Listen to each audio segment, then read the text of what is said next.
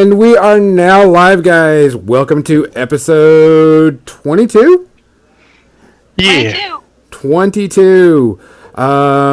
We are going to be trying something different. Because I'm really, really close up to you. I'm like, can you see my nose hair type thing? We are going to be doing a little bit of painting on the podcast. I'm going to try to do some lava effects. Kathy's going to tell me that I'm doing everything wrong like usual because I'm still a noob at trying to paint properly. And I'm super mean, apparently. Kathy's, I can just see it when we first get to go and do stuff at Adepticon. Kathy's like, no, and just smacks me every so often as I'm walking around. Wrong, Gonzo. Just put the brushes, just break them. Yeah. Just give up, Gonzo. You're never going to do it. You might as well just eat the paint. I will. I do. I've eaten paint before. It's not the first time. So I'm just trying to get a little bit of stuff done on this. Before we get started, we want to talk about a few things that are coming up. We are going to be adding a few things to our repertoire. I will be having a role-playing group session, and we will be recording that and adding that to there because, John, I have to tell you, I'm looking at the screen because my computer is away from where I'm looking at. I did a check on what people listen to the most. And while people listen to our main podcast, Sewer Bear is our biggest listening thing ever. Well, that gives me a warm fuzzy deep inside. Yeah, I was checking the stats on our SoundCloud account just to see, how we were doing. Because we have some people in Japan that like listening to us for some reason. I have no clue why. Tokyo is a really hot spot for us. Which is kind of cool. Hello, Tokyo. So it's just kind of interesting. Yeah, I guess it's, and we appreciate that, Crimson, because we like when people listen to us live because we like to interact with our audience.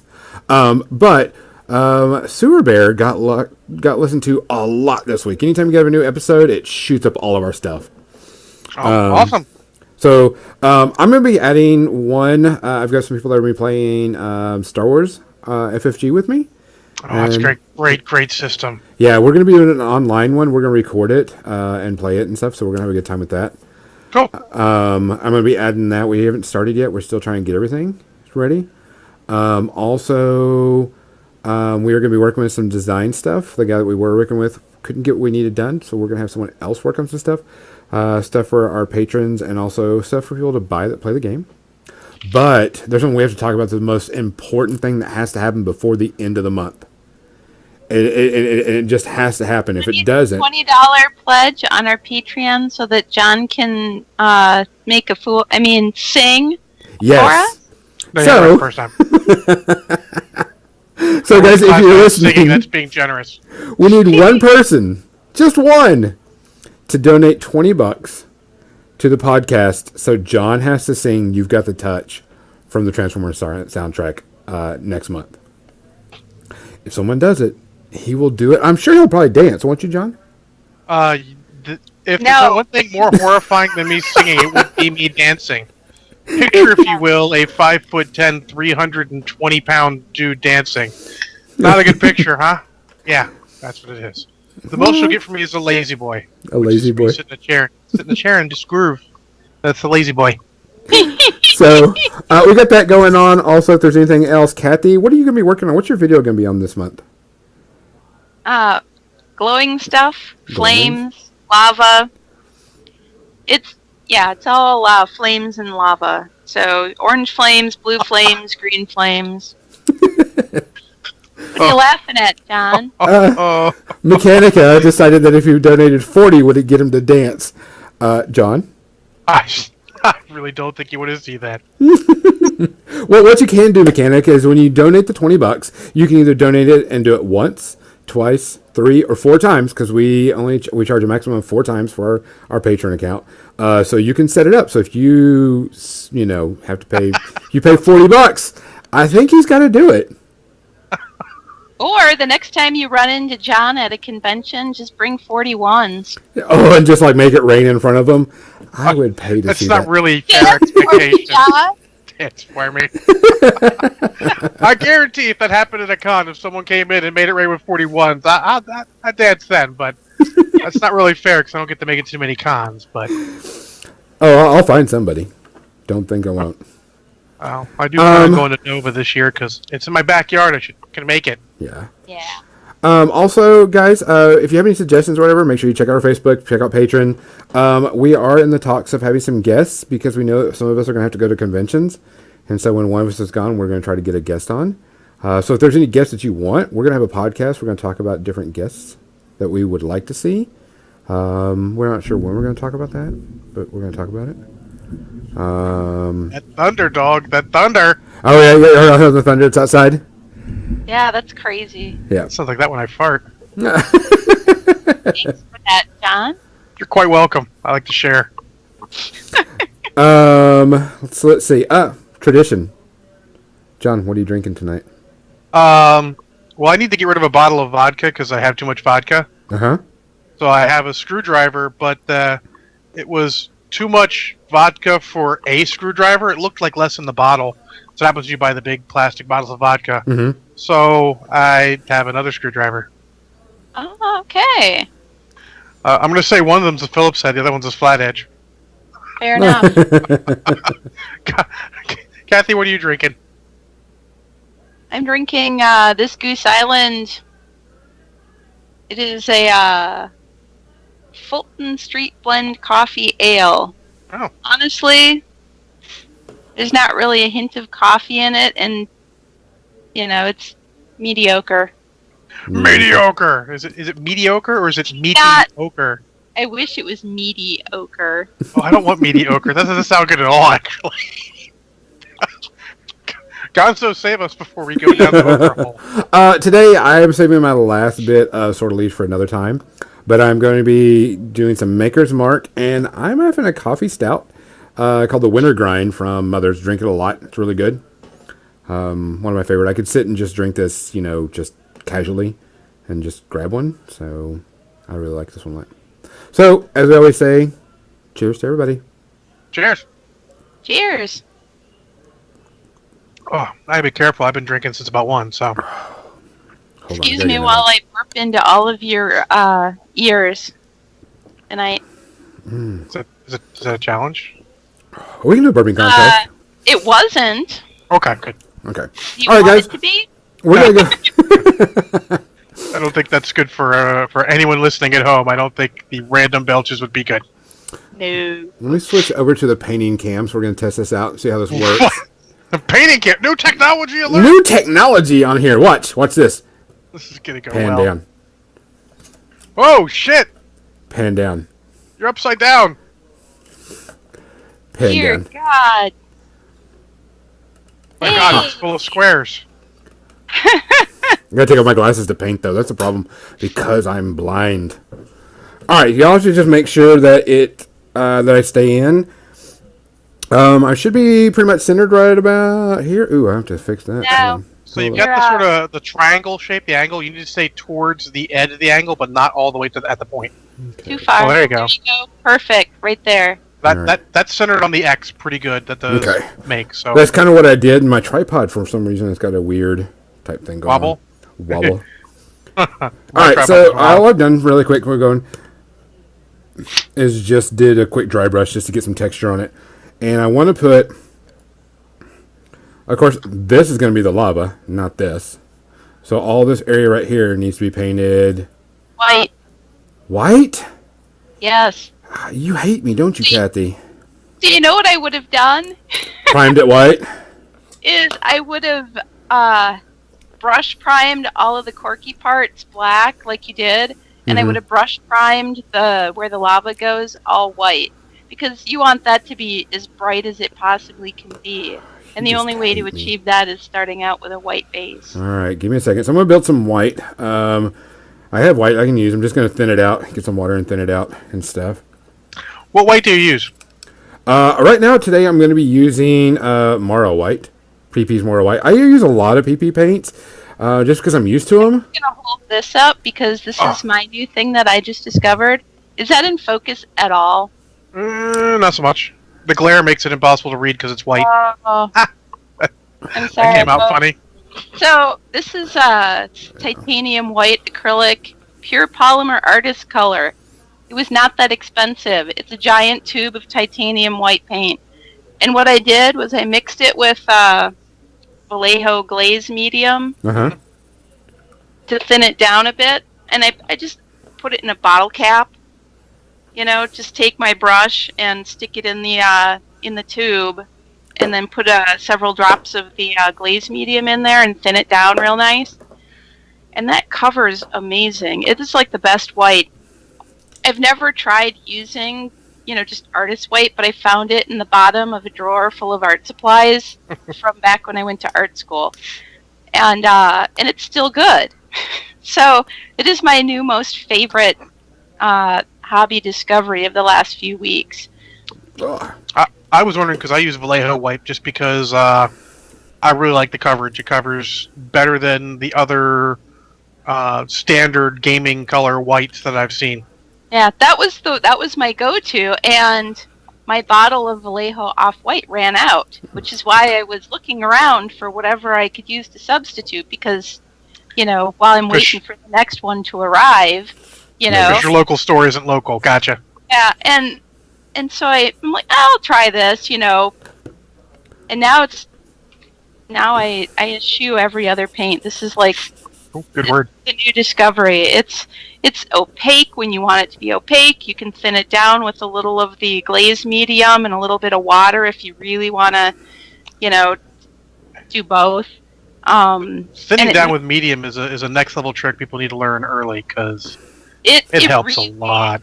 Really helped me. I used to use just water all the time, and once they started using glaze medium, well, all of a sudden now that extends the drying time as well as thinning the paint. Plus, it doesn't scatter the pigment like water does. Helps keep it together, yeah. The way, even if you're using a wet palette, it keeps it from running on the curves of the paper. Because after a little bit of use, no wet palette's going to be flat anymore. I'm sorry. Yes, it'll curve up. Yeah. All right, so you want me to put white, paint all of this white? Yep. Sorry. Hate me. Does it have to be like, okay, if you notice, okay, let me move that over. I believe she used the phrase, as bright as possible. Damn it.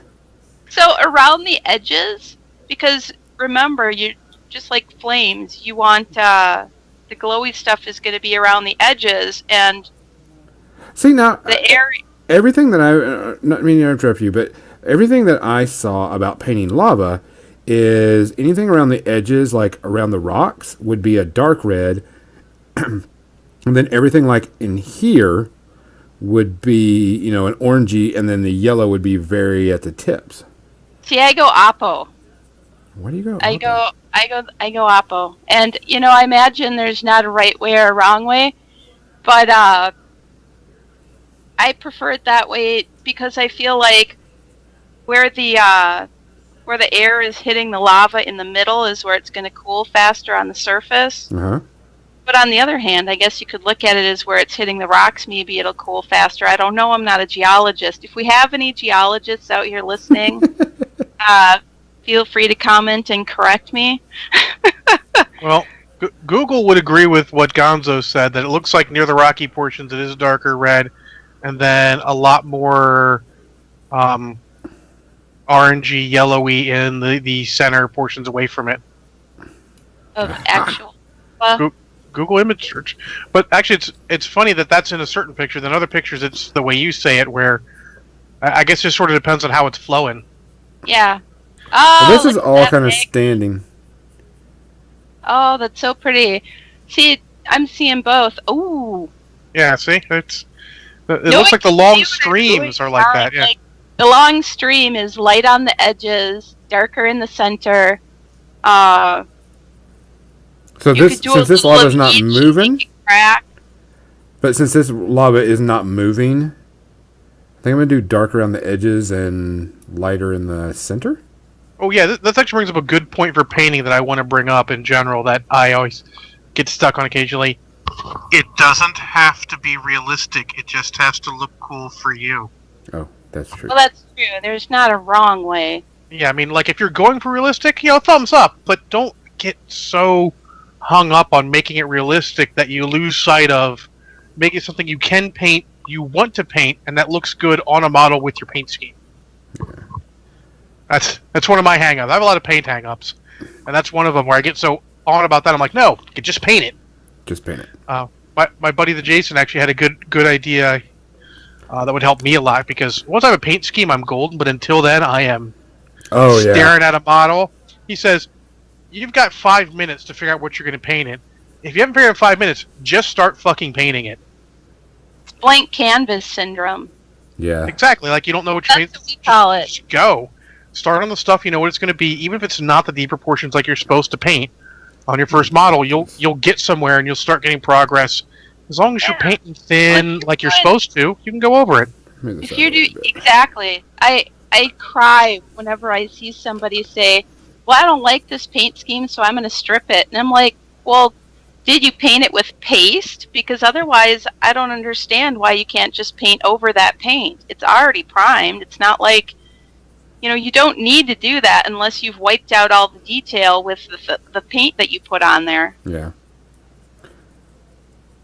So while we're painting this, and it's going to take me a little while because I'm going to have to do plenty of coats of white. Our discussion for the day is going to modding models. And the first thing I wanted to go for and talk to everybody about is tools for modeling models. Ah, crap. Oh, yeah. Converting. There's a handful. Converting. Yeah. There's a handful of must-haves. Yep. Absolutely, and dental tools are your friend when you're using green stuff. Also, there's these silicone rubber-tipped sculpting tools that are great for using with green stuff, and they don't stick to the green stuff nearly as much as metal tools. I would agree wholeheartedly, but I would call them next-level tools. Because honestly, when you're first starting out conversion, just having a sculpting tool is a must. I Even can't if it's just a use simple GW one.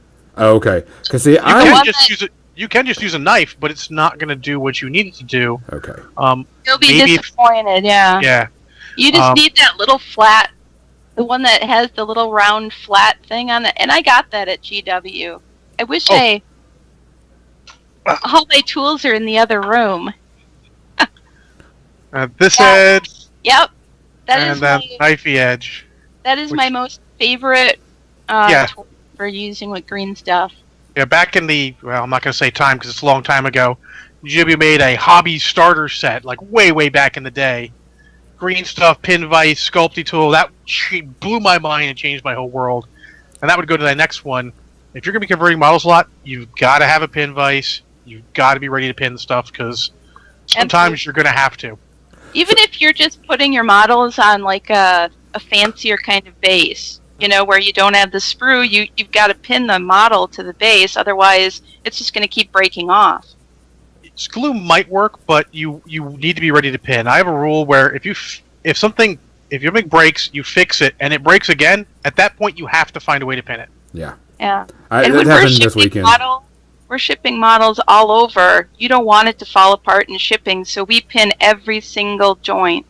Oh yeah, a Dremel's good, but that would be next level. A hand pin vise is plenty good. It's going to be a pain in the ass in the metal, but as long as your bit is good, you'll do fine. Yep. I really am a fan of the P3 pin sets because it gives you some mediocre drill bits that are the right size for the brass rod in it. Huh. And eventually go ahead.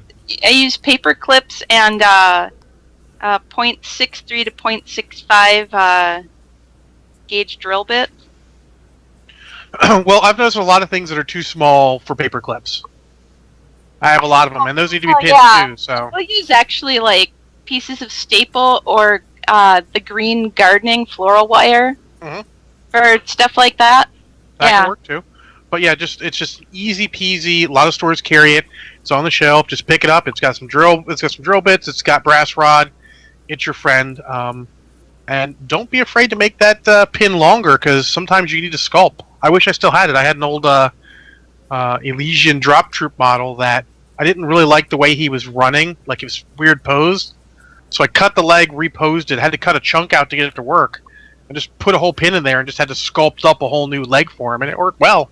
I did that with a Terminator chaplain years ago when it was it was one of the old Terminator chaplains and it was metal. Mm-hmm. And they had just come out with the new Terminators, which were bigger and beefier. Oh, yeah. So I basically took a pin, just like you said, and modified it so that the arm was sticking out, and just filled all that in, in the armpit area with green stuff. So it would actually look a bit more like the other Terminators, and not just this guy who's got his hands right in front of him. Mm-hmm. Xander Varlord says Jeweler's Saw. Jeweler's Saw is helpful. Razor Saw work. I find you can actually get by them with a hobby knife, but it's not pleasant. If you're cutting the broccoli base off of a Reaper pewter miniature, Razor Saw or Jeweler's Saw is what you want. I've used a side cutter to cut them out piece by piece, but that's really hard on the hands. Yeah, that's hard on the hands.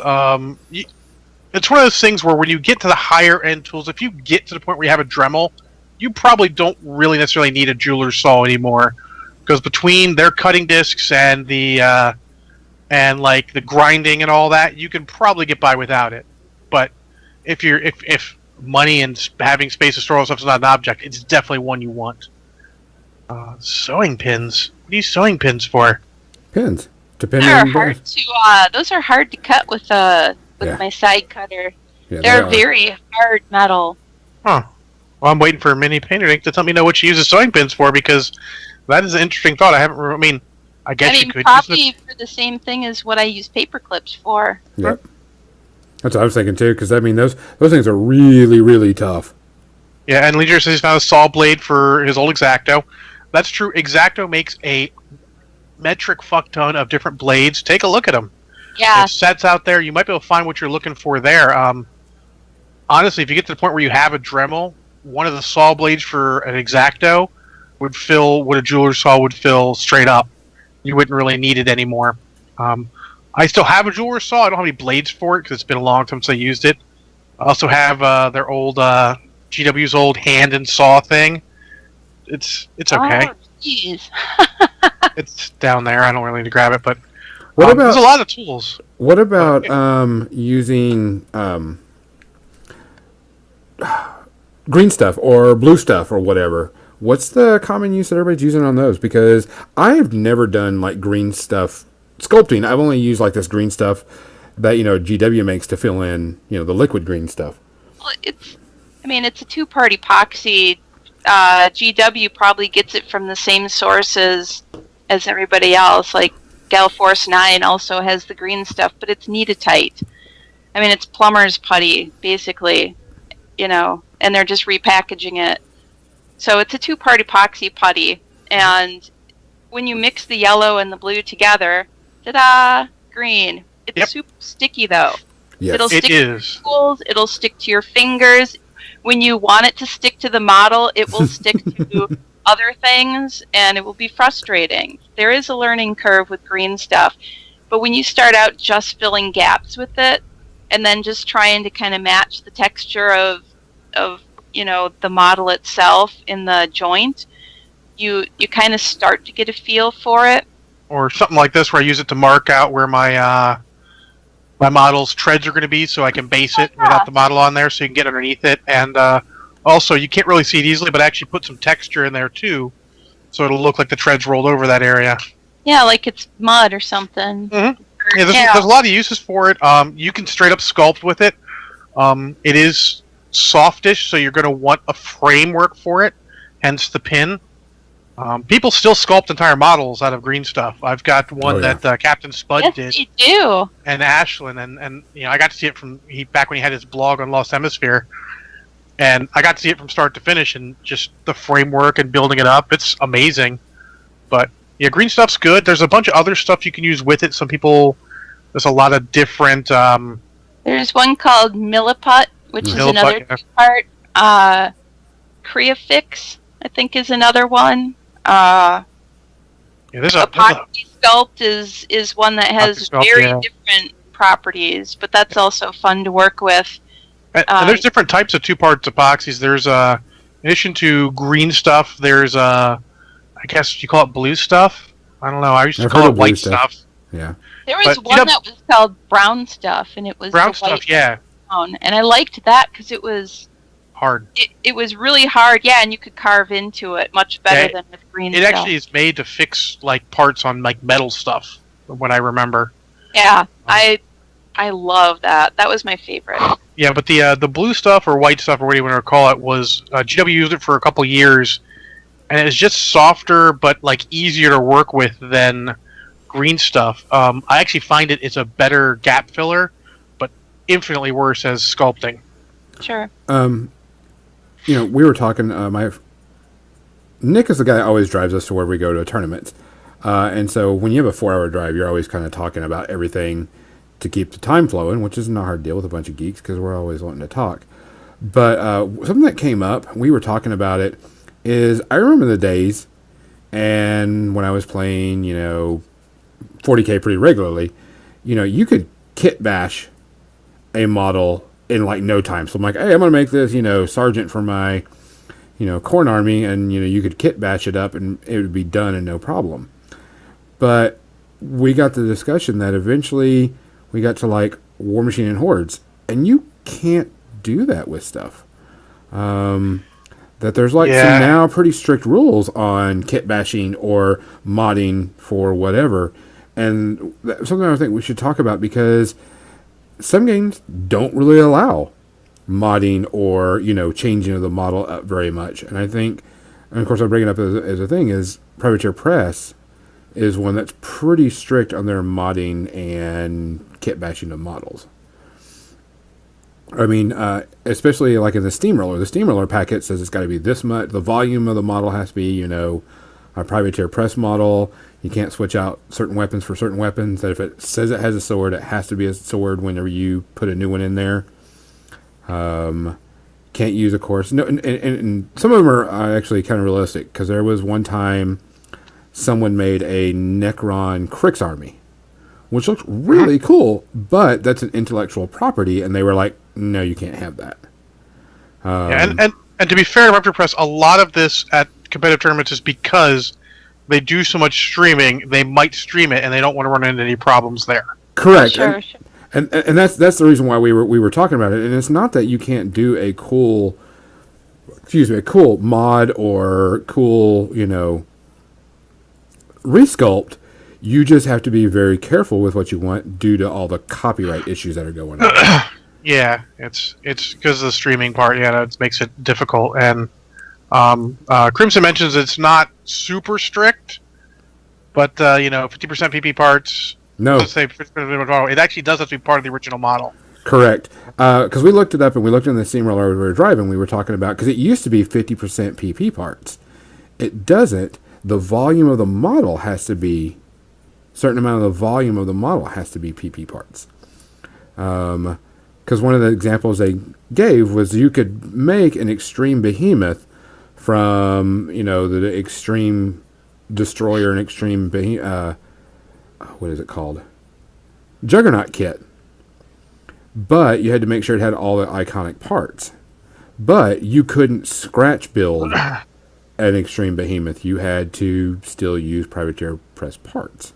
Yeah, so like the sculpted Ashland I have is technically not tournament legal in any way, shape, or form. There's no model parts involved in it. It was just straight milliput type. Yeah, so if I were to bring it to a tournament, I'm at the whim of the judge, where I have to bring an extra Ashland with me to use if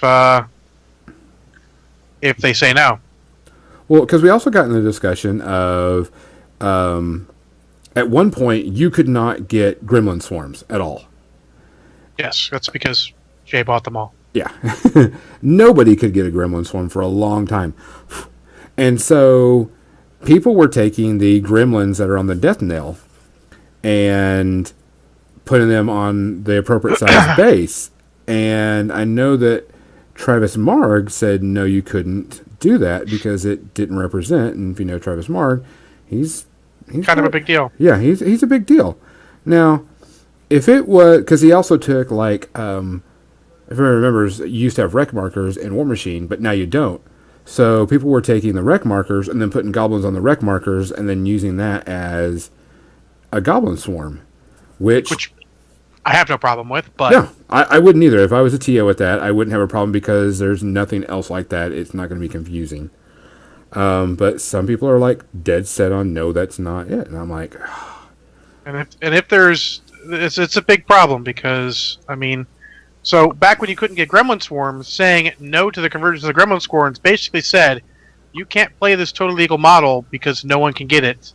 yes, And that's kind of you got to make exceptions. Yeah. yeah. And That would be one of the reasons for sculpting your own from scratch or modding somebody else's. When they had when GW first came out with their Mangler Squigs, they didn't have models for them, so a friend of mine commissioned me to make some for him, and I took the butt half of Lizard Man Cold Ones, our Cold One Rider, the mount, you know, and I just sculpted a head onto it. So there was just like these two little arms and the back end with the tail, and it had the scales on it like the plastic ones had. And then I just took green stuff and sculpted an entire face onto it with these great big... I took spears, plastic spears, and use them as teeth. Sculpted little bits of them down as teeth, exactly. And they just... They turned out... I never took any pictures of just the greens, you know? Oh, yeah. So I had to take a picture of my friends after he painted them. My boy Albert, who's just started playing 40K recently, he's over actually near Congo. A lot of his army is scratch-built stuff. Like, he sent me pictures of stuff. He's just like, oh, I need to build this cool thing, so I bought this thing that's close, and he's literally just puttying and adding whatever bits he can find to it to make it look like it's armed appropriately, and his army is what it is. And I thought that's really cool. Well, it's going with because what I'm paying this for is for a Kings of War army, and Mantic has a policy that you just have to model it appropriate, and they don't care what the model is. We don't care what you use. Yeah. They're the opposite. They're the zero fucks company. Yeah. Now I know that some people run like a tournament, so it has to be like 75% Mantic or something like that. But for the most part, people are like, does it have a gun? Does it look like it has a gun? Fuck it, go for it. Yeah, Mantic now is at you have to have X percentage of the models in the unit because you don't actually take models out of the unit. Correct. It's a block. It stays a block. You have to have X amount of the models in that block actually represented by models. The rest can be unit cool filler space. Yeah, unit fillers. That's what fillers this are a is. big thing. Like this is a unit of Abyssal Champions, and I'm using the Khorne Warriors that have the sword and shield. The Chaos Warriors. Yeah, Chaos Warriors. And so it's a 20-man unit, but of course, Mantic says it's got to be half plus one, so this is going to fit 11 guys on here. I've got a unit leader on here, and then I've also got a musician and a standard, which they don't need that in Kings of War, but it looks cool. Yeah, it does look cool. And the good thing is, you don't have to do all the... By the way, Gonzo. Do what? Your white's looking nice on there. Yeah, I've got a couple more layers I've got to go. I'm not sure how much we're going to get on this. I may have to just do like a portion of it. Work on like a half of the board. It looks pretty white to me. I can see when you're painting on stuff, like, oh, it's getting whiter. Yeah. But in general, there's not a lot of parts that look... I mean, it looks pretty good. Yeah, I'm going to get one more coat on it, let it dry, because it's usually drying by the time I get from one side to the other, and then we'll start on the... We'll start on some reds. Okay, sorry, go ahead. Conversions, you should do whatever you want. I mean, that sounds like the Wild West, but just make what you want, especially if you're going locally. Let your imagination guide you to whatever. Yeah. We were talking a little about this earlier, how models and stuff in role-playing games. Back when we all worked at Games Workshop and had easy access to the to GW bits, so you know how long ago that was. Oh my god. We would actually turn GW models into our superheroes and do all sorts of crazy stuff with that. And we took all sorts of models and converted them up. I've got like Necron race with destroyer arms because they made cool, robotic gun things. There's lots of cool stuff you can do there. Actually, somewhere, probably downstairs, I took a GW Rat Ogre, put a Griffin head on it, grabbed the old Bretonnian Pegasus Knight, the metal one, wings, put those on him, and a tail from a old Lord of Change, and just made a sort of Griffin dude. Nice. It looks a lot like certain Griffins now, and I actually use it as a proxy for whichever one I don't have enough of, which is all of them, honestly. And it's not legal in a tournament. I wouldn't necessarily try to pass it off. That'd be one of the ones I'd ask the tournament director beforehand, like, I got this, can I use this? If you say no, it's fine, I'll just back up and punt and bring on a different list. Or just use the original model. I don't have enough of the original model, that's sort of the point of using it. Because, I mean, it's a model, it's cool. Yeah. It's on the right size base. It is obviously a Griffin. And, go to town. But War Machine makes it difficult. Infinity is weird because you can convert stuff, but they're so small it's freaking difficult. And their models are so unique. You get the scale right for that. Yeah. Yeah. There's a lot of gun swaps and stuff that you can do because they're Spec Ops guys, which actually they say are legal proxies for any models that haven't been released yet, which is cool. Yes. They come with extra guns, so you can do all sorts of cool stuff. Like I saw someone take a high-value target from one of the Dire Foes packs, which is a little mission pack. And she's just a hazmat girl with a helmet and all that. Took a sniper rifle, put it on her back, and made her into a bounty hunter with a sniper rifle. I'm like, well, that's super cool. Yep. Thumbs up for that. Malifaux has pretty lenient stuff. As long as you can tell what the model is, they're pretty good, I think.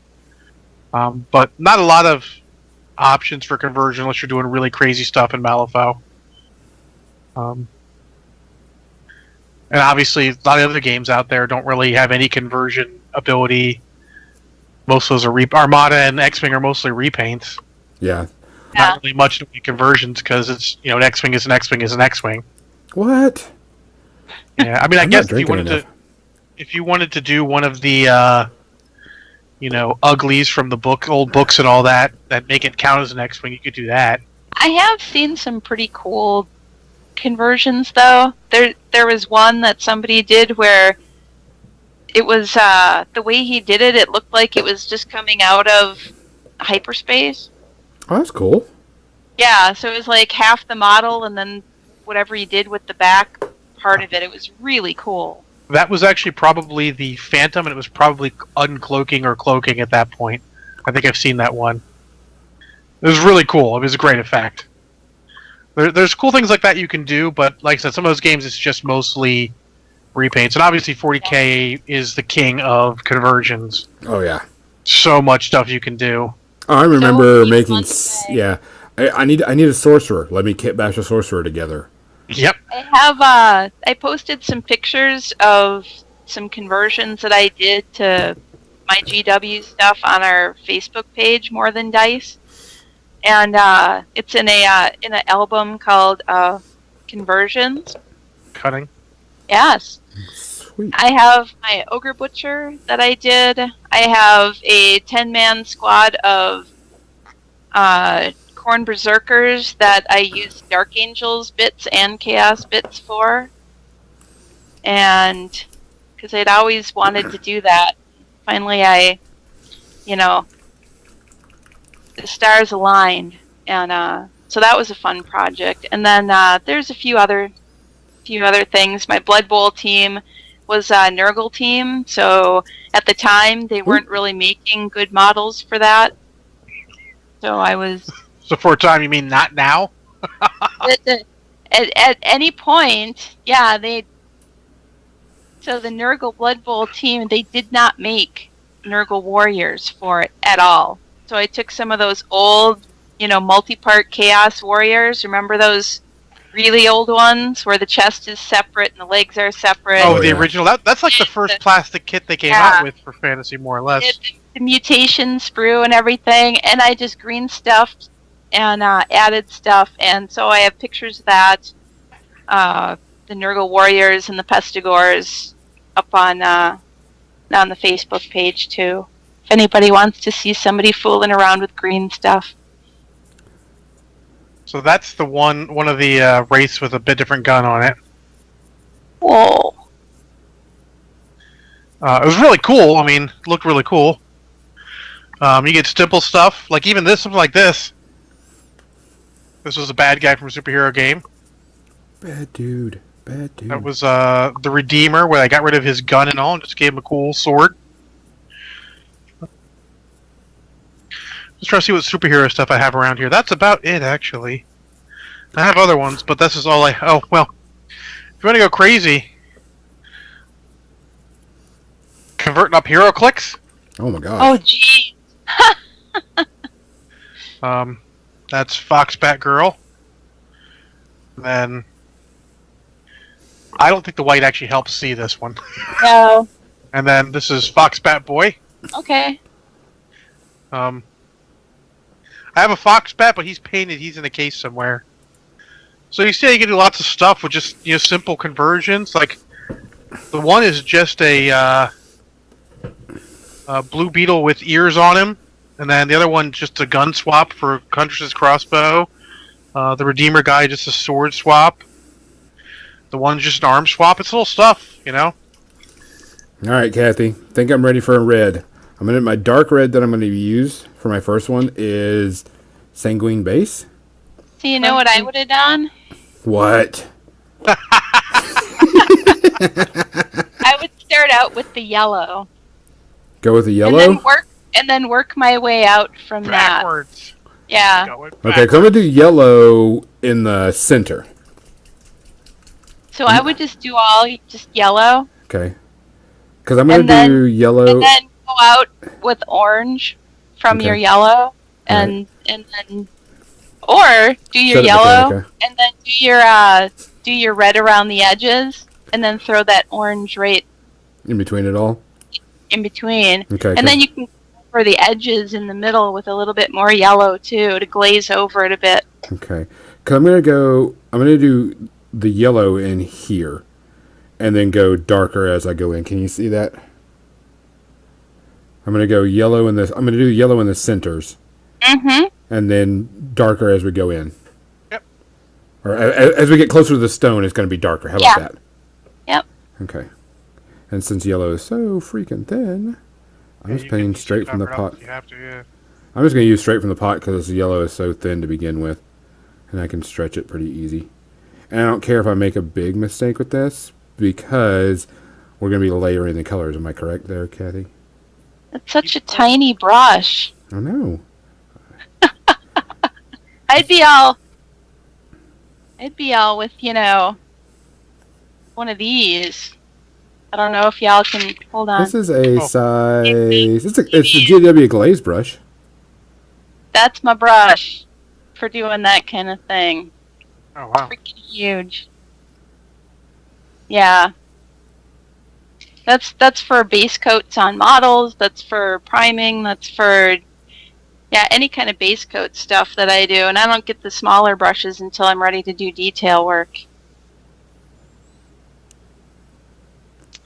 So while he's painting yellow everywhere, still on conversions, I don't know if you guys are following my Hobby Streak days, but I did one where I did a small conversion on a Warp Wolf, but it goes to show that you can still convert stuff for PP, where literally I just changed his arms out, so rather than in a arms wide sort of come at me bro pose, he's in a more ready to pounce and claw somebody to death pose.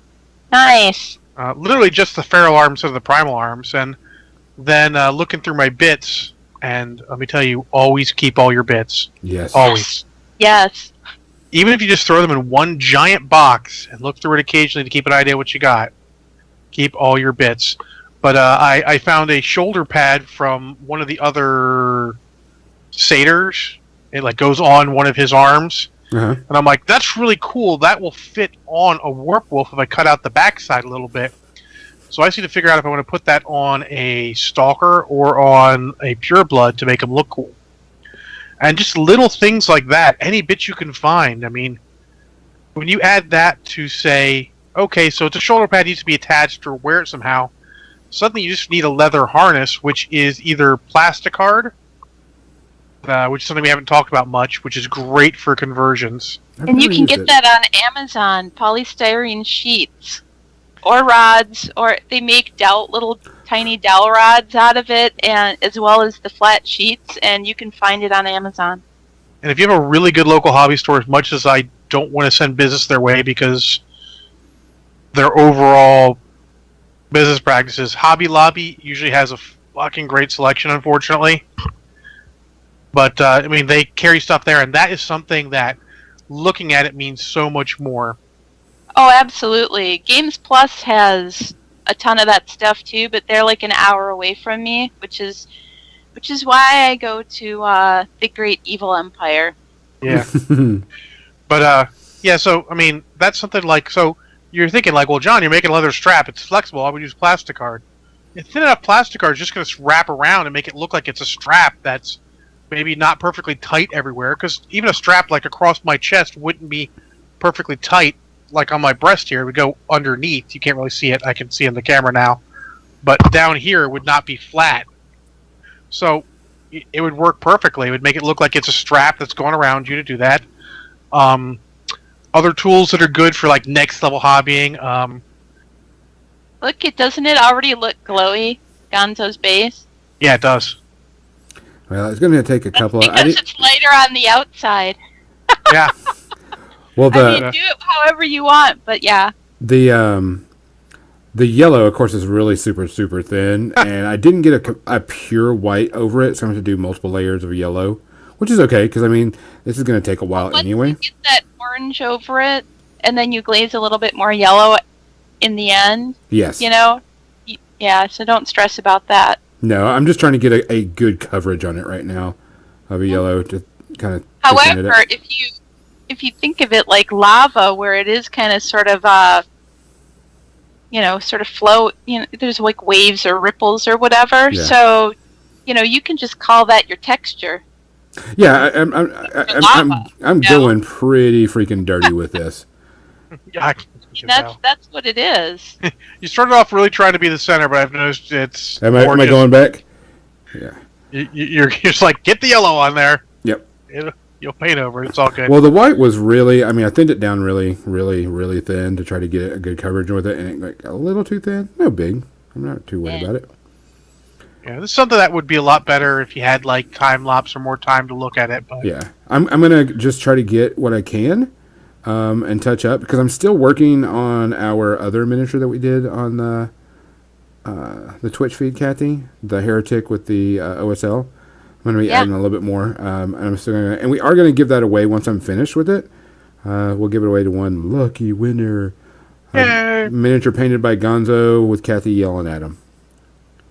That's extra. That doesn't happen much. That's like super exclusive. Yeah, that's like super rare. Yeah, but since I went through 2 different hobby stores to get, actually we didn't show this on the podcast at all, did we, Kathy? This was the preamble. I got this for basing, coarse pumice gel. And I might share some pictures. I don't know if I have a really good close-up before and after, but I will. It actually dries to a really good texture.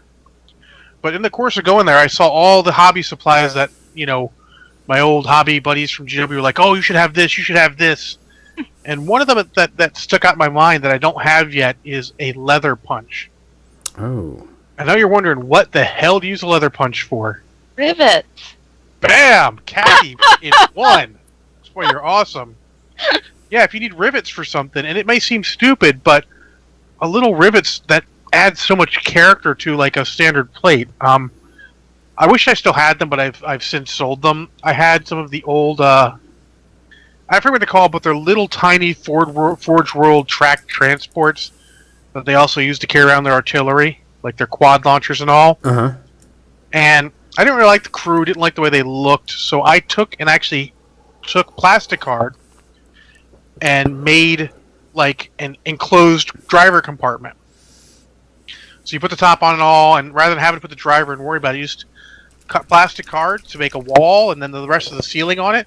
I took old Land Raider bits because they come with all these doors, but if you put sponsons on, you don't need the door to cover that sponson.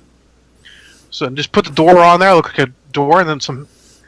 Then I really think having the rivets on it would have made it next level. Would have taken it from, oh, that looks pretty good, to, holy crap, that looks amazing. Yeah.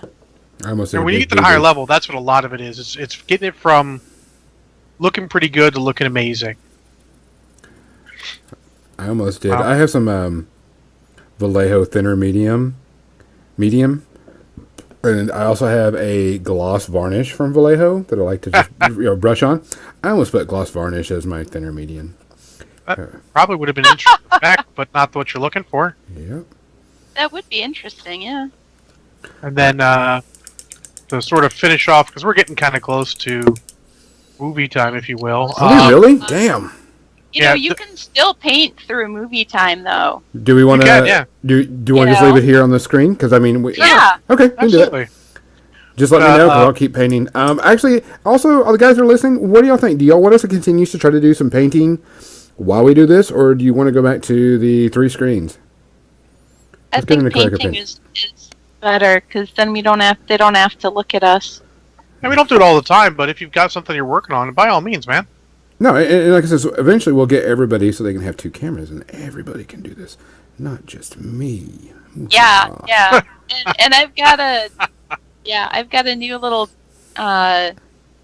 tripod. Sort of, it's not really a tripod. It's like a clamp with a spring arm thing that my camera goes on. I just have to figure out how I can. And it may be with tape or rubber bands that I attach it so that it's actually face down, the correct way instead of, sideways where the camera is. Because right now the camera would be facing that way and go face down, and that's not where I need it to face, Yeah. We call that no bueno where I come from. No bueno. All right, we're going to try to do painting because it looks like everybody's saying keep going painting. Oh, yeah. Type thing, which we're cool. I'm cool with. I don't have a problem with it. Yeah. I've always got projects I need to work on. Oh my gosh, so Xander just mentioned a fishman. So, and now I know what I'm going to do at the base of this mini that somebody gave me, which is, I don't know if this is in focus. So this is like a anglerfish humanoid kind of thing. We don't call it anglerfish man. It is not an anglerfish man. I was telling John, I'm like, if you know what anglerfish are, you know that the one with the big ugly teeth and the little lure that hangs over them is the female. And the male is like this tiny little minnow that, doesn't look anything like an anglerfish. Not at all. The person who sculpted this, and it's sculpted really amazingly, and I went to look for mold lines and could find almost none on this. This is sculpted by Dylan Tang. That means he did a good job sculpting vents for it, and whoever made the mold made a good, solid mold, which I appreciate good craftsmanship. It's an amazing cast. It's an amazing sculpt. However, he put male dangly bits on it. The word would be genitalia, but dangly bits works too. And so it's a conundrum for me because the face is like a female anglerfish, but it's got the male dangly bit. So, this is how we got on the whole idea of talking about, modifying your models. Because I was like, well, what do I do? Do I cut off the dangly bits? Do I put a loincloth on it? Do I add boobs? Sculpt breasts? I mean, and you can hear all of this conversation in the pre-ramble if you're a patron, because we had some good conversation on it. But it is one of those thoughts. If it's something, like I told her, if it's something that bothers you, do something about it. It wouldn't bother me, but I didn't know because ignorance is bliss, and boy, it really is. I'll to see. get back to Xander's comment of doing bursting from water effect on the bog frogs fishmen. Oh yeah, that's. And So I'm like, this is the one, because I was telling him I want to do one of those resin for water bases, and this would be the perfect one to experiment with that with. I think that would be really cool. So thank you, Xander, for making me think of that. There was, talking about water effects, there was a miniature, and I had the link to it on my phone.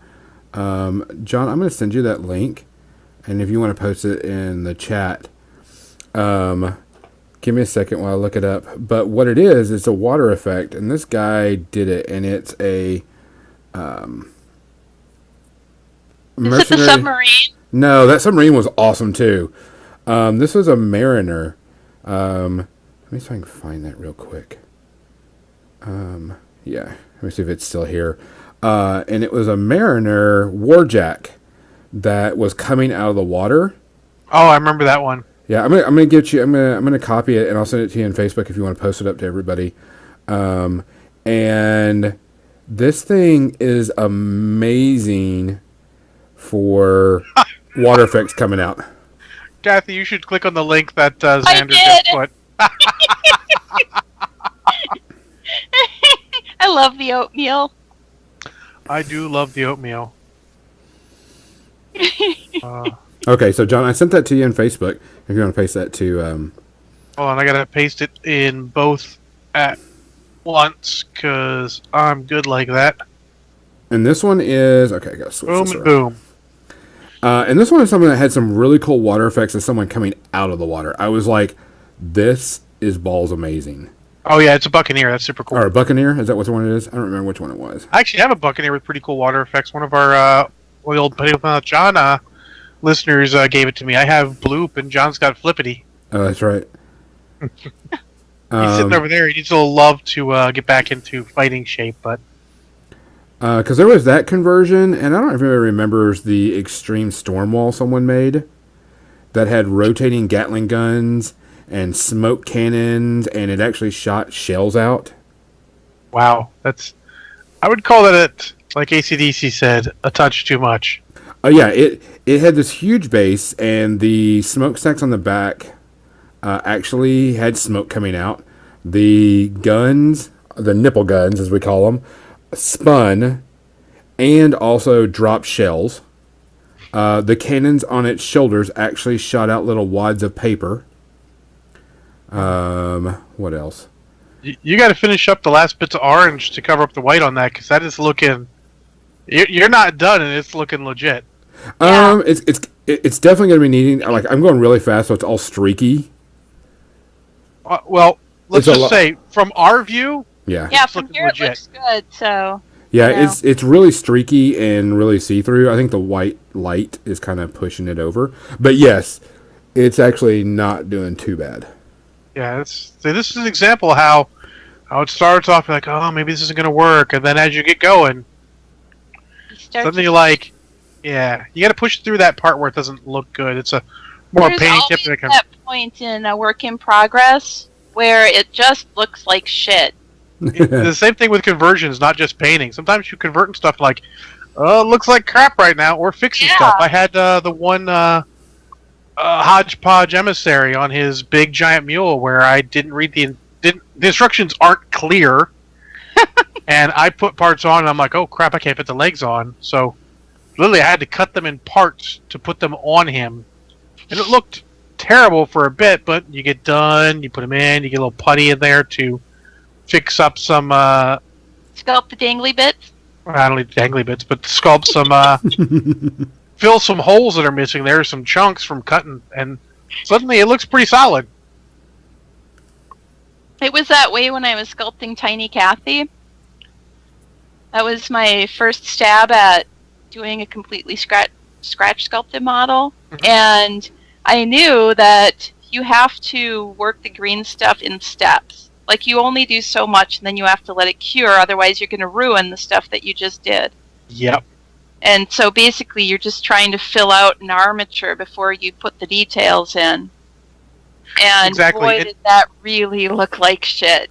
And if you're working on a custom, if you're working on something and, like, it's taking you a while, like, let's say you just converted a whole bunch of dudes and you, like, have a gap that's just a pin that you need to fill in. fill in all but the top layer of it on all of them and let them dry.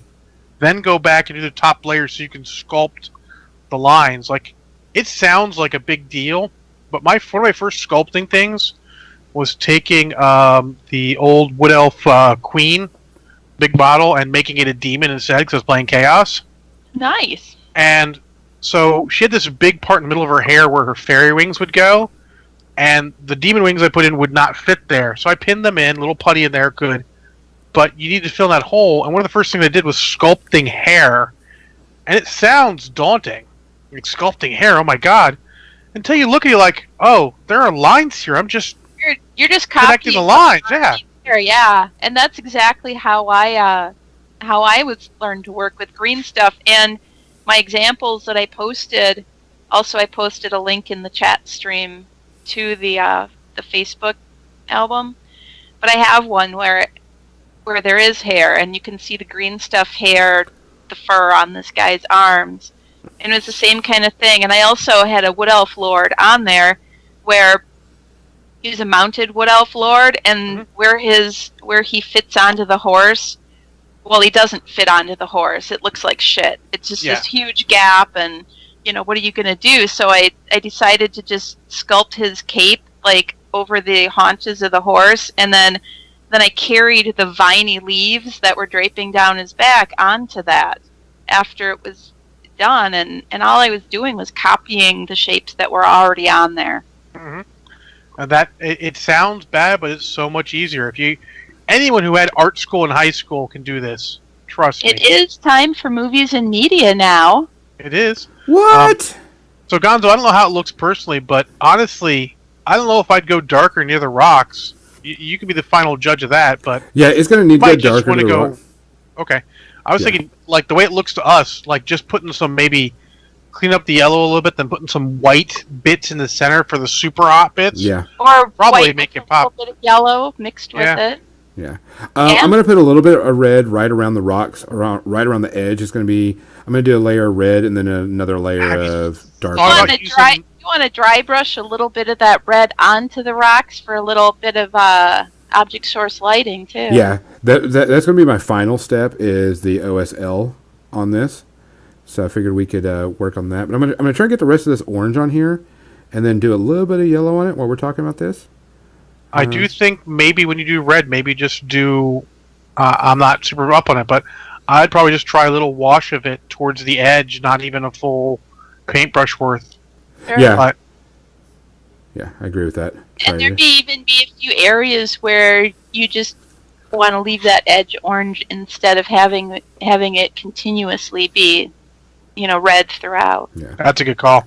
Yeah, I'm gonna have to do once I get everything. There's gonna be a lot of blending to go with it, just because it's all kind of I'm just slathering it on right now. But I mean, it's okay. The great thing about the yellow being so translucent is that you can use it as a glaze to smooth out some of that stuff once it's all done. Yeah, that's what I'm trying to do. I'm just trying to get the orange in there because it's kind of streaky over the yellow, which is okay.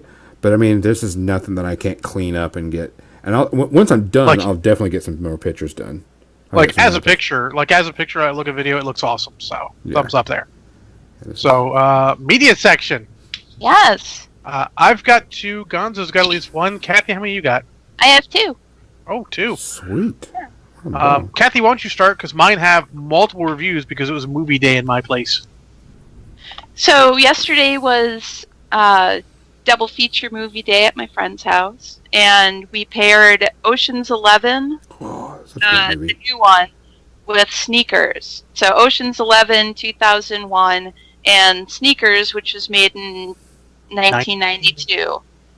And I had never seen either of them before, so it was all a revelation. I saw both in the theater. Those movies are cool. Yeah. Yeah.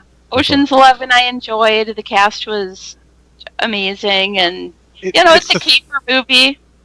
It's the pinnacle of an ensemble cast caper movie. Yes. Yeah. Like, if you can reach this height, you're making a great movie. If you get close, you're still making a great movie. Yeah.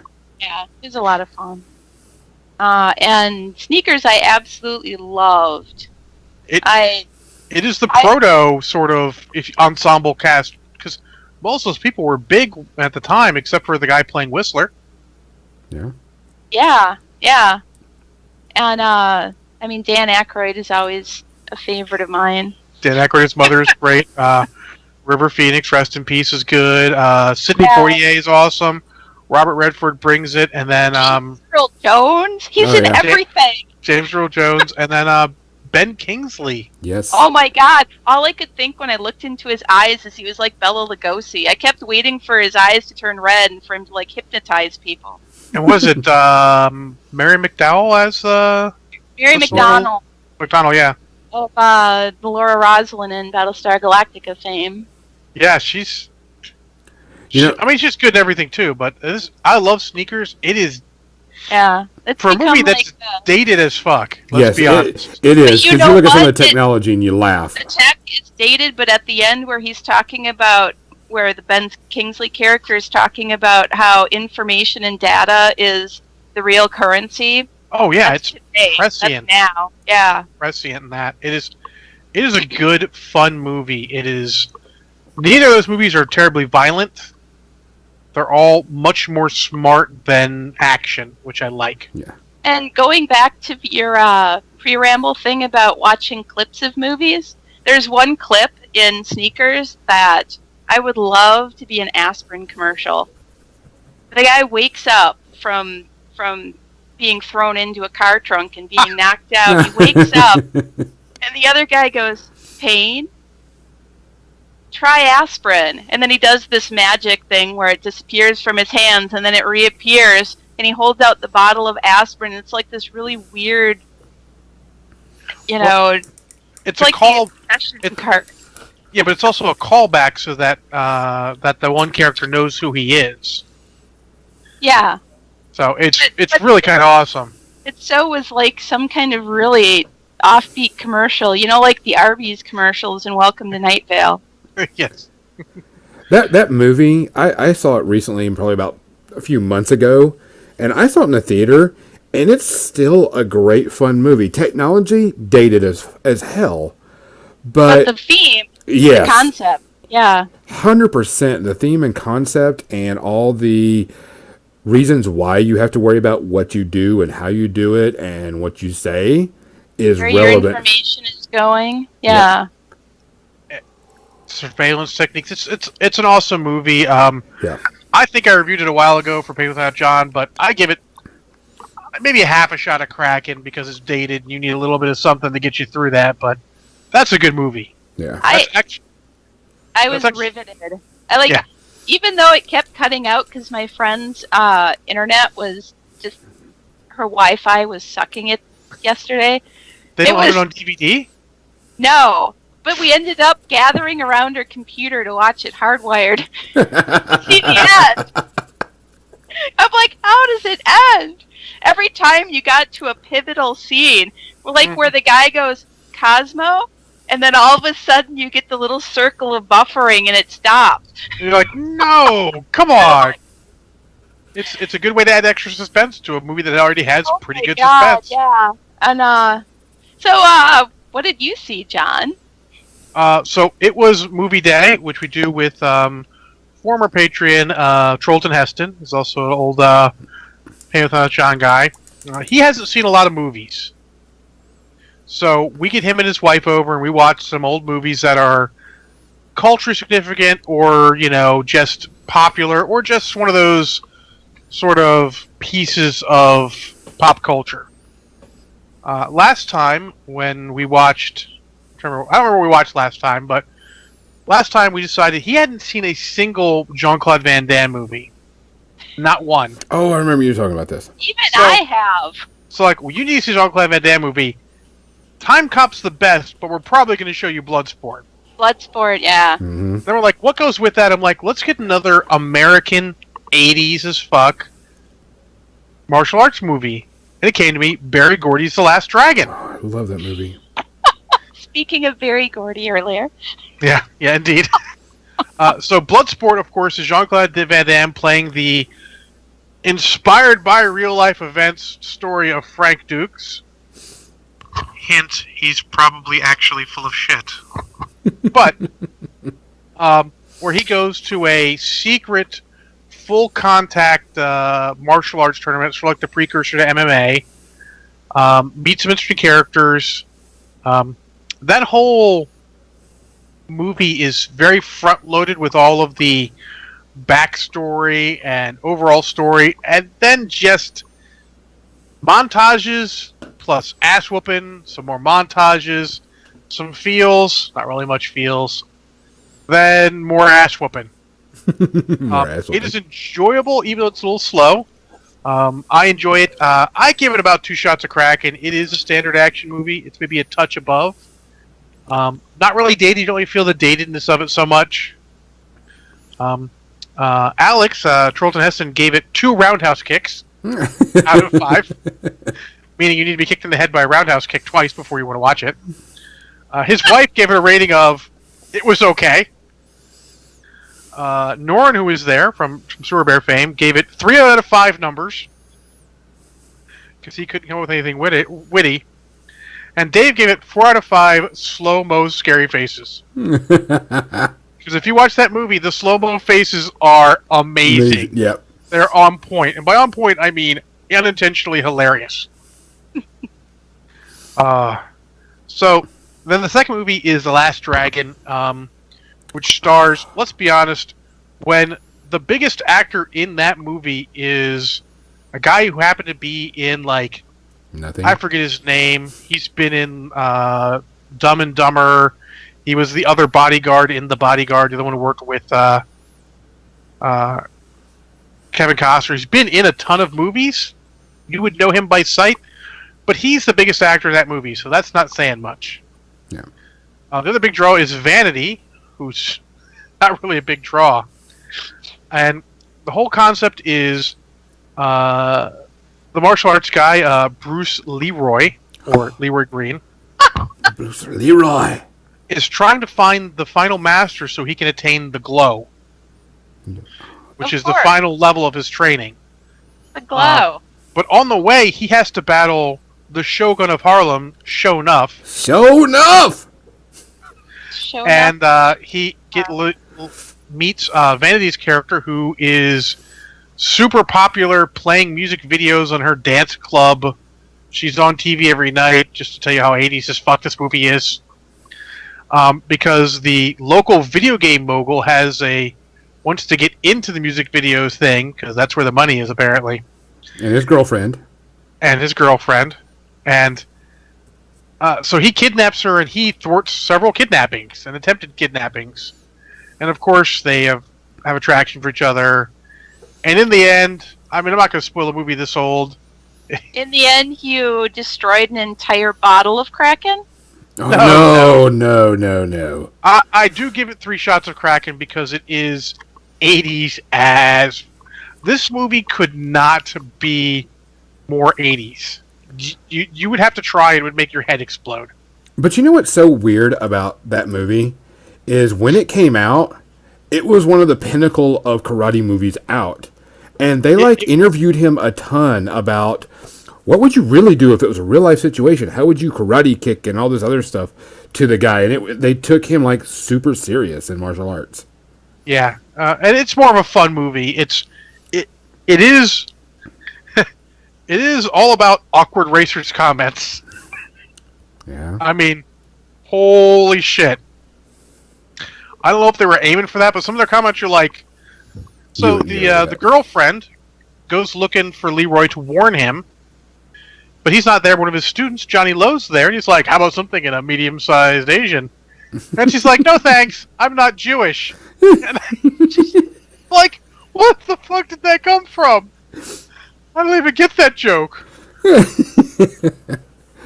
but it has some of the most iconic quotes. It is a movie that Alex said it goes between absolutely horrific and actually great moments. It is an entire mixed bag. So I would give it 3 shots of Kraken. We also, as a group, gave it 80 out of 80 80s. Alex gave it 1 Leroy Jenkins. Anna gave it better than Bloodsport, so it's okay plus. Norin gave it 4 out of 5 awkward racist comments. And Dave's rating of it was show enough.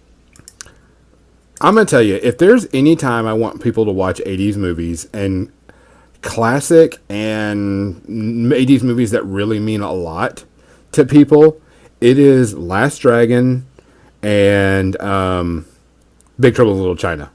Oh, yeah. But Big Trouble in Little China is clearly a way better movie. Oh, yeah. And with that one. That's not a bad double feature. Like I said, we did Bloodsport and that. It's not a bad double feature. Mm-mm. I think, even though I thought end with The Last Dragon because it's more frivolous, maybe end with Bloodsport because it is a better movie. And if you know Bloodsport, that's the hell's the thing to say. But there are so many good quotes with that movie. It is okay. And next time we do it, I don't know when this is going to be. We're either going to watch Showdown in Little Tokyo and Lethal Weapon, or Desperado and Hard Boiled, or Silverado and Tombstone. Yeah, Silverado and Tombstone, Be Still My Heart.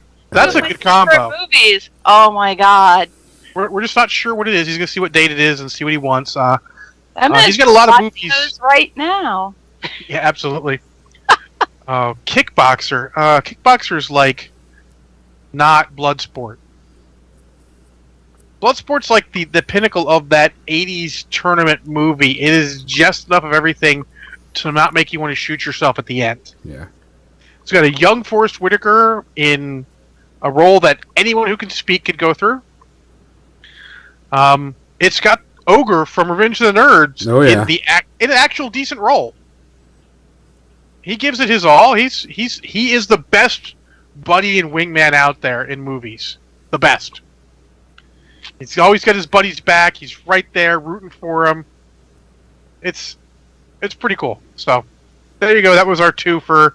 It was a really good time to sit there and have that. Though there were a couple times in The Last Dragon I had to stop and go get alcohol. I love that movie though. It's so fun. So stupid. It is super fun. It is a movie everyone should see once. Yes. So call me up. Come on over. We'll watch it. I can watch it a million times. It's just require more alcohol every time in quick succession. I'll just stick with the cowboy movies. That's a good combo. I'm hoping for that, but I would even extend it into a 3-feature and add Maverick with Mel Gibson and. Well, the problem with the 3 features, we only do them on Sundays, so if I do a 3-feature, I can't come on the podcast that night. Well, so we try to avoid that. That wouldn't work. Yeah. But that would be a good combination. But yeah, if anyone knows those movies are, we'll see what Alex wants. I told him to look at. He looked at my collection of movies and picked out ones he liked. I don't mind buying one here or there for him. Hell, I bought Masters of the Universe, so when he watched it, his disappointment would be as crystal clear as possible on Blu-ray disc. And they're remaking that, by the way. I actually have the movie that came about because they tried to make. They're going to make a sequel to Masters of the Universe and it didn't work. Yep. That's a Jean-Claude Van Damme movie called Cyborg. Yep. Little known. They were going to make a 2. That one. I remember hearing about it. Yeah, they were going to make a 2, and it just didn't work. Money wasn't there, so they're like, "Well, it's time to make another movie with what we got." Sets were made, costumes were made. There for a sequel. Yeah. So Gonzo, what did you watch? I watched this today, and I was dreading watching it to begin with because it's a sequel to many, many sequels, and it was on Netflix. And of course, I wanted to also test out, the HD quality of stuff on Netflix. And it was the newest Pirate of the Caribbean. Dead Man's Tell No Tales. Okay. Dead Man's Don't Care. Yeah. I have not seen that one. I haven't seen any other than the original trilogy because... Yeah, I stopped after 3. I want to say I have standards, but that's really not fair. I don't really have standards. No. More of, it's not free, and I'm not going to pay for it. Yeah. So I loaded it up, and, I was fully expecting what I got. And I got what I was expecting. Let's put Johnny Depp in another role so he can try to make some more money and milk this character for all it's worth. It really was bad. I was not happy with it at all. Everything you could tell was pre-planned out. It was all... it was just way overdone. I mean, and the God, I can't even talk about it. The whole concept of the Pirates of the Caribbean is over the top action. You know, Jack Sparrow acting like a fool, saying funny one-liners. You know, etc., etc. Which is really, really fun. That's what made the character good. It was him saying stupid stuff and doing stupid stuff. But it was so overplayed. It was like, really? You're gonna go there? Come on, we already know that. Only the first one is really worth rewatching.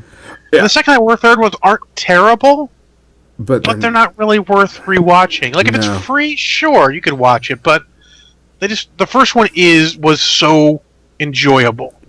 It was such a fun movie. Yes. And it was unique. It had different things. Jack Sparrow was cool. You know, it was everything. And then, the last few.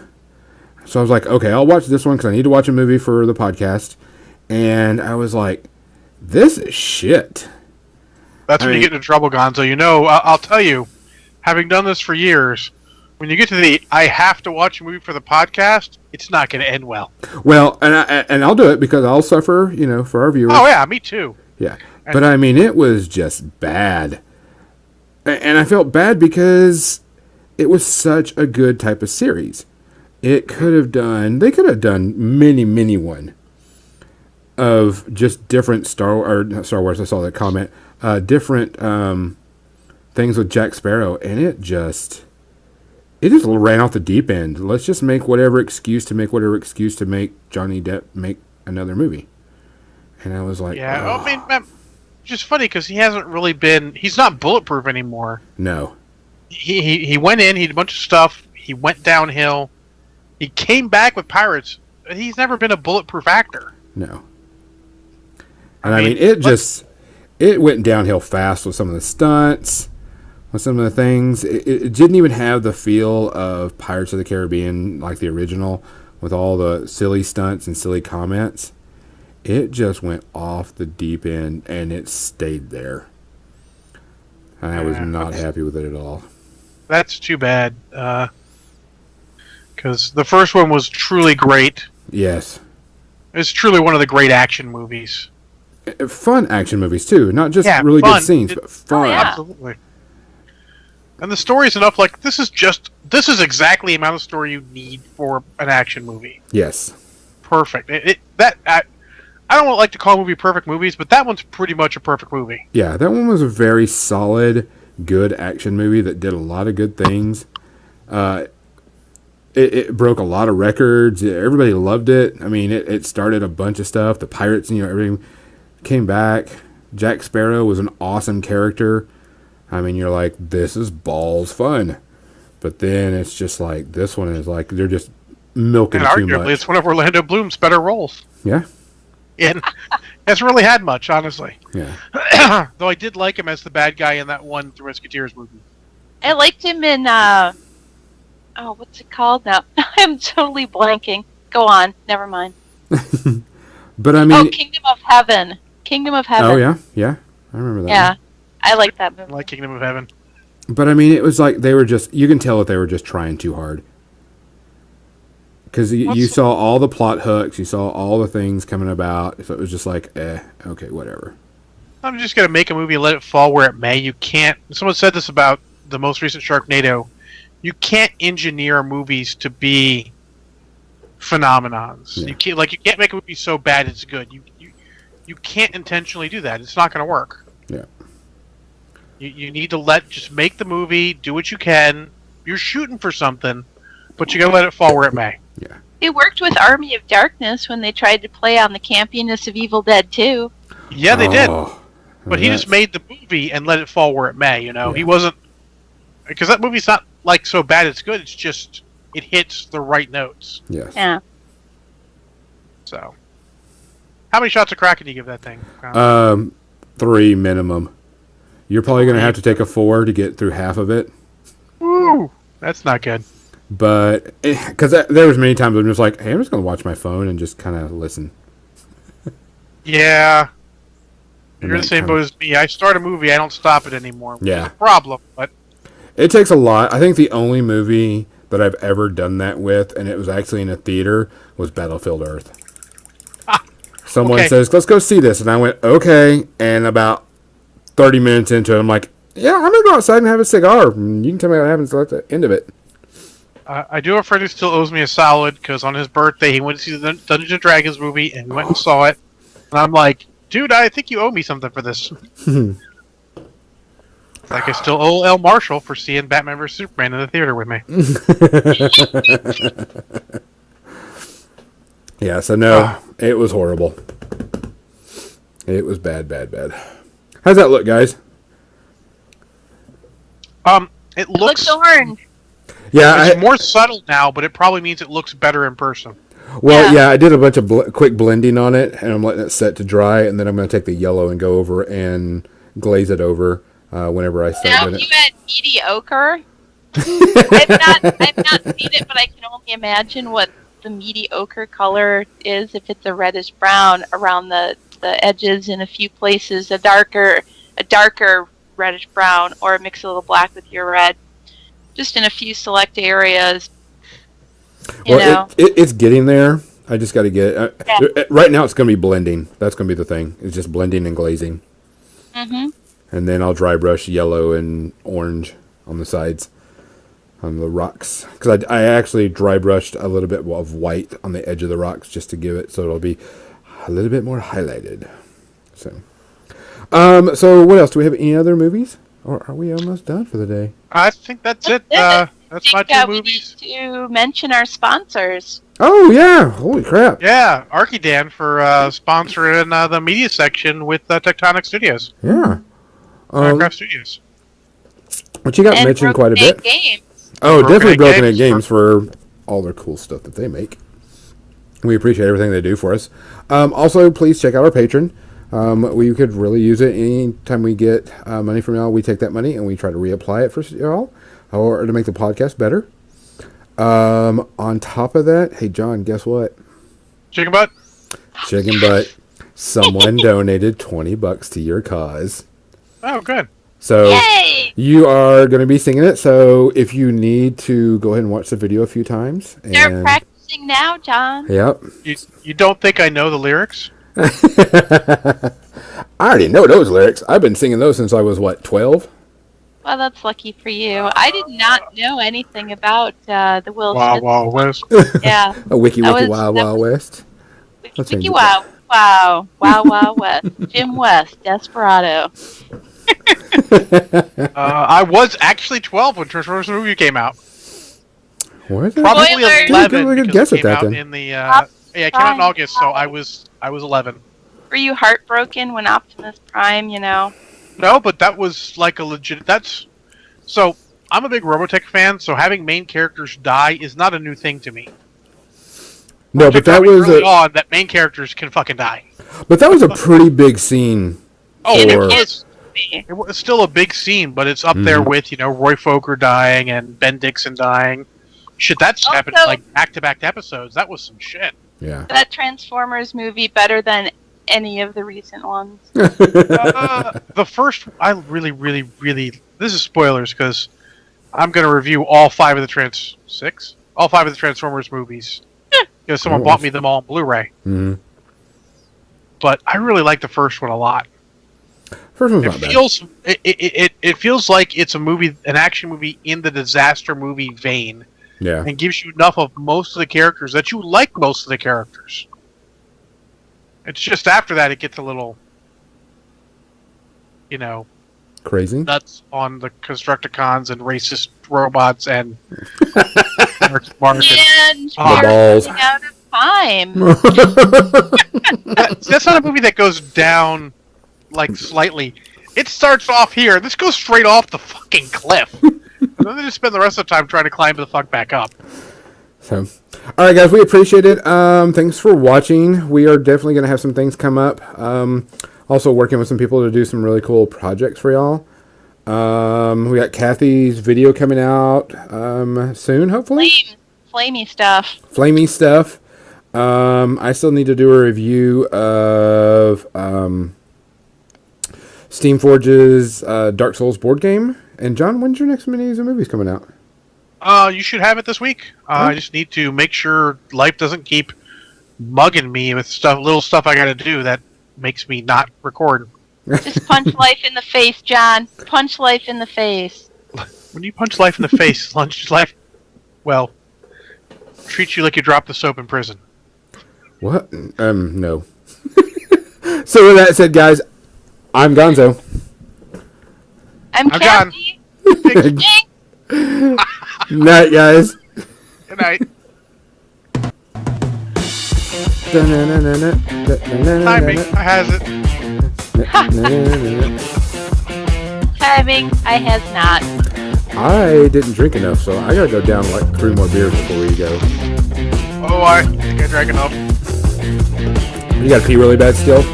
No, but I No need pee? the pizza I Like made. a liter of screwdrivers. A liter? This much. Yeah. I drink this much screwdriver. Actually, I had one during the pre-ramble, too. I had a beer before the pre-ramble. I've been drinking since 1. John's feeling no pain. Life could treat him like, never. I would say I wouldn't drive, but other than that, I'm pretty good.